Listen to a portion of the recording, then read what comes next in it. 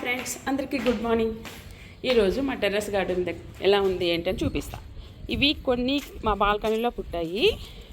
ఈ పాదులు ఇవేం పాదులో తెలియట్లేదు, బట్ ఇవన్నీ పైన వేద్దామని తీసుకెళ్తున్నా. ఇది మా టెర్రస్ గార్డెన్ ఎంట్రన్స్. ఇది దొండపాదు, ఇది క్రోటన్, ఇది గుంట గురగడాకు తెలుసు కదా, హెయిర్కి చాలా మంచిది ఆకు. ఇది సీతమ్మవారి జడ ప్లాంట్.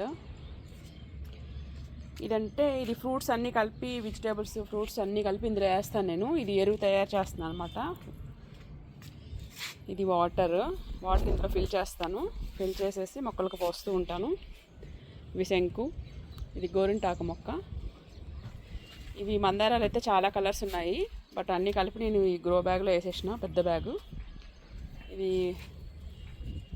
కృష్ణ సమ్మ ఏదో అంటారు కదా, ఆ ట్రీ. ఇవి మందారాలే.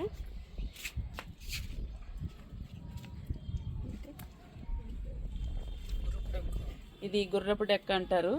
ఇవి నేను సూర్యగిరి ఎల్లమ్మ తల్లి టెంపుల్ దగ్గర నుంచి, అక్కడున్న చెరువులో నుంచి తీసుకొచ్చాను. ఇట్లా ఇప్పుడు ఫ్లవర్స్ వస్తున్నాయి, ఎంత బాగున్నాయి కదా ఈ ఫ్లవర్స్.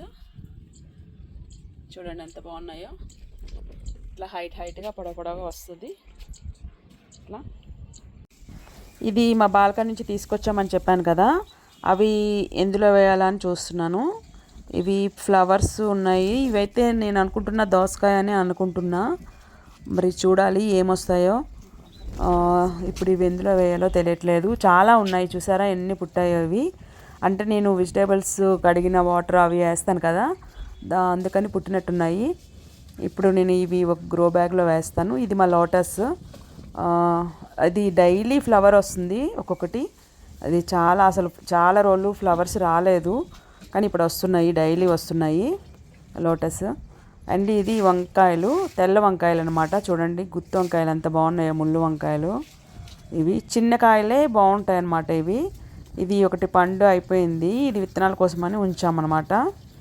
ఇంకా అది అలాగే చెట్టుకు ఉంచేసాను.